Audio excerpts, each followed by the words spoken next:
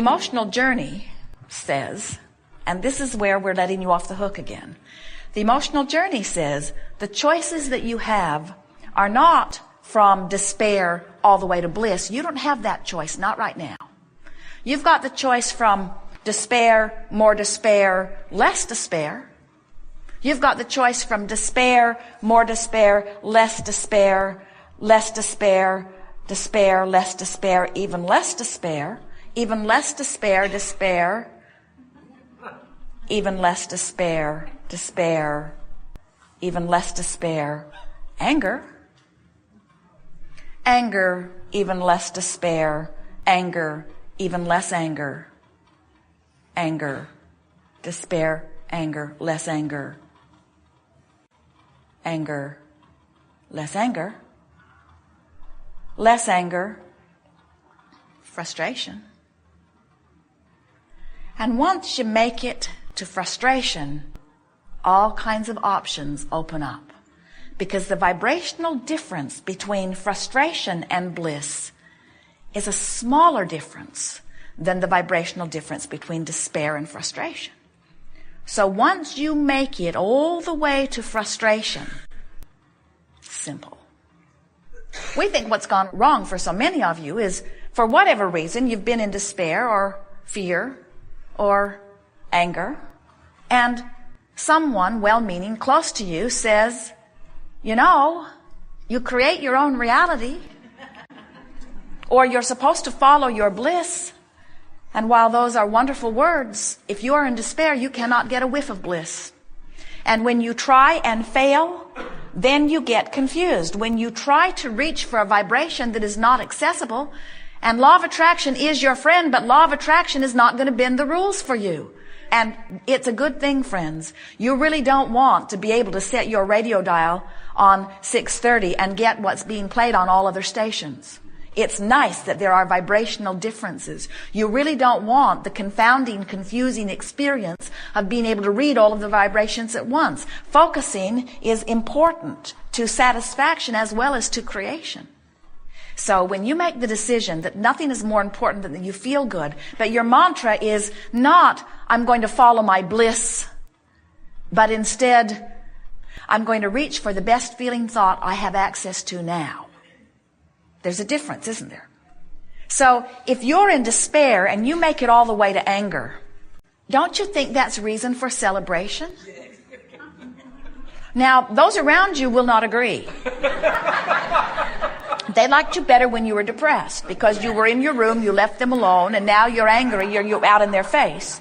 And so there are all kinds of anger management seminars going on where they're trying to get you to stuff that anger back there in that safe place where they'll feel better.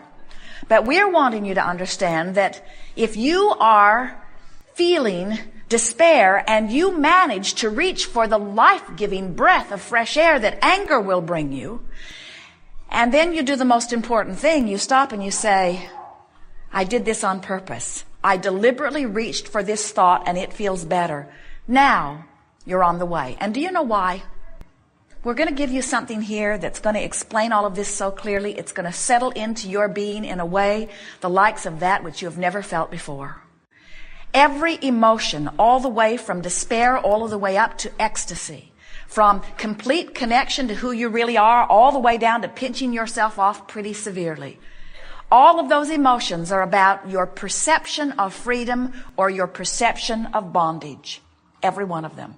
If you'll get serious about this, if you'll say for the next 30 days, I care about how I feel, and I'm not going to make hard work of this, but I'm going to pay attention to the way I feel, and when I'm aware I don't feel good, I'm going to stop and do my best to find a thought that feels a little better right now. In 30 days, you will have so cleaned up your point of attraction, you will have opened the door, and all that stuff that has been held out there for you in vibrational escrow, you've been asking, source has been delivering, it's out there, it's right outside your door, you just haven't been letting it in because you've been too ornery, or too worried about this, or too frustrated about that, or too overwhelmed about this, or too panicked about this, or too frightened about this. And you've made all of that stuff up, you see.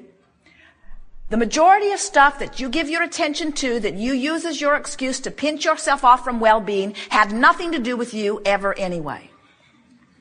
You just bought into that because somebody benefited by your accepting that. If you get really afraid of the terrorists, then you'll vote for those you believe will protect you most. That's the best example of that we've seen in your lifetime. Have we convinced you that the way you feel is everything? Do you believe that when you feel good, you are in a vibrational place of allowing what you want in? Please believe it, because there is nothing that could be more accurate. So we're going to be a little heavy today. I'm going to emphasize it a great deal, because it really is what the art of allowing is about. We want you to leave here, if not already really good at it, at least determined to get better at it, at being one who molds your energy. Let's say it in a different way, of being one who creates your own mood. Because you understand that when you create a mood of joy, you're allowing everything that you've been asking for to come in. When you create a mood of love, you're allowing everything that you want to flow in. When you create a mood of expectancy, you're allowing everything you want. When you feel ornery, when you feel pessimistic, when you feel afraid, when you feel angry, even when you're frustrated and overwhelmed, those are indications that you've got your frequency set in a different place, and sincere, concentrated, deliberate molding is in order. So if someone says to you, "What are you working on these days?" tell them, "I'm working on my own mood and attitude." And if they're wise enough to ask you why, tell them, "Because that's my true, in the moment indication of how many of the wonderful things that I have been praying for and asking for, I'm allowing into my experience right now." Tell them, "I'm no longer dictating my focus by whether it's interesting or whether it's important or whether somebody else is pointing at it or whether somebody else has made a big deal about it. I'm no longer guiding my sculpture of my life by any outside factor or guidance. I'm guiding it completely by the way I feel." And when you get there, now you are ready to travel with us on an emotional journey that will take you into the resources and the realm of all things wonderful that you have ever imagined. There is nothing that you cannot be or do or have. And there is nothing that is keeping you from the accomplishment or the achieving of anything other than your own attitude, other than your own mood, other than your own focus, other than your own emotional response to what you're giving your attention to. So leave this gathering today deciding that you're no longer one whose feelings can be hurt, because your feelings are no longer up for grab. Because your feelings are not dependent upon what somebody else thinks or does. Your feelings are dependent upon your choice of focus. And since that person that may hurt your feelings also could not hurt your feelings, you've got choices in your imagination. And since that person that may have just hurt your feelings has also done things that thrilled you, you have choices in your memory. And because that person who's trying to hurt your feelings right now is not the only person in your awareness right now, you've got choices right now. You have choices. You don't want to be hanging out here in such a fragile position that someone that you care about could be disconnected, having a bad day, say something to you and hurt your feelings, and have them, who you can't control, wouldn't want to even if you could. Or speaking from your inner being point of view, of course.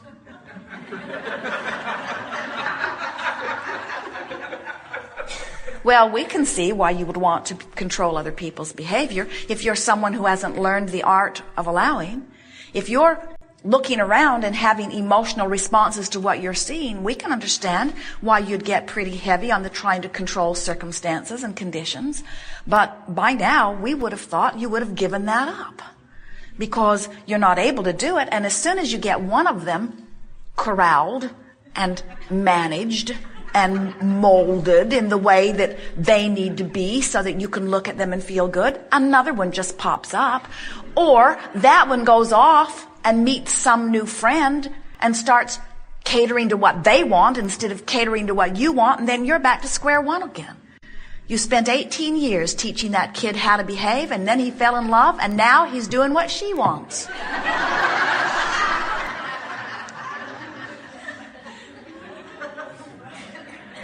So if the way you feel is dependent upon controlling even one condition, you're in big trouble, because you can't manage to control those conditions, but you can manage with all of the possible things that you have that you could focus upon and think about and remember and ponder and muse and observe and imagine. With all of the things that you could focus upon, past, present, or future, certainly there are enough things that feel good when you do it that you can manage your own mood. And the art of allowing is nothing more than managing your mood. It's saying, I want to feel good, and when I do feel good, I'm in alignment with good things. Now, conceptually, that's really easy to understand, isn't it? But you've trained yourself to respond to so many things other than that, even though you were born with a guidance system, even though you were born with this incredible ability to assess in every moment your vibrational point of attraction. It is interesting to us when we see you not understanding today that a good feeling is a good thing and that a bad feeling is not such a good thing. We want you to be willing to feel good on purpose for a little while and to watch the results of that deliberate offering of vibration. But that means directing thought on purpose. And directing thought on purpose, you could tell us this, in fact you do often, is not as easy as we make it out to be. Because, and here's where we let you off the hook, but only briefly, so don't get used to it.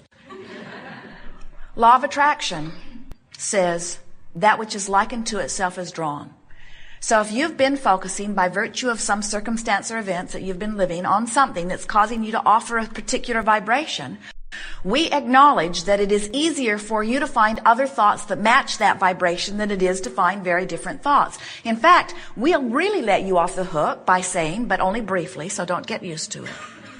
We will really let you off the hook by saying, you actually cannot find thoughts that are very far from the thoughts that you are thinking. In other words, if you're depressed and some bright-eyed, bushy-tailed Abraham student comes to you and says, you know, you create your own reality, and you're supposed to feel good, and things can get better for you, all you have to do is cheer up, you're thinking, I do not create my own reality or you'd be gone. It's just annoying to have someone all bright and happy and sure of themselves flapping in your face when you are in a place of not feeling good. We know that, but what we want you to understand is, unless you make an effort to feel better, and unless you accomplish feeling better, you have not shifted your vibration at all. And if you have not shifted your vibration, things cannot change. And dear hearts, there is not enough effort in the world to make the difference. You can't work hard enough. You can't work long enough. You can't gather enough other resources to you. You cannot buck the current of your own vibration. But unless you have convinced yourself that the way you feel is guidance and that good is moving toward what is good, is that hard to understand? Well, it's hard to understand by many of you who have had many people who didn't want you to move toward your good. They wanted you to do what they thought would move them toward their good. So they said to you, never mind how you feel, do what you should do. And what you should do is what I say you should do. And so disregard your own guidance and pay attention to these rules that I have laid out for you. And oh boy, are there piles of rules. Each one offered from somebody else's vantage point, each one offered so that you can fulfill something that they need, because so many of them are still living a very conditional love. They want to feel good. They're well-meaning. They want to feel good, and they need you to behave in a certain way so that they can feel good. But do you hear the trap? So they need to feel good, so they set out rules, so you follow the rules so that they can feel good. But they can't get everybody to follow the rules, so they never really feel good. So they keep offering more rules, and you keep getting more lost because you are not using the guidance that you were born with to quantify your own journey.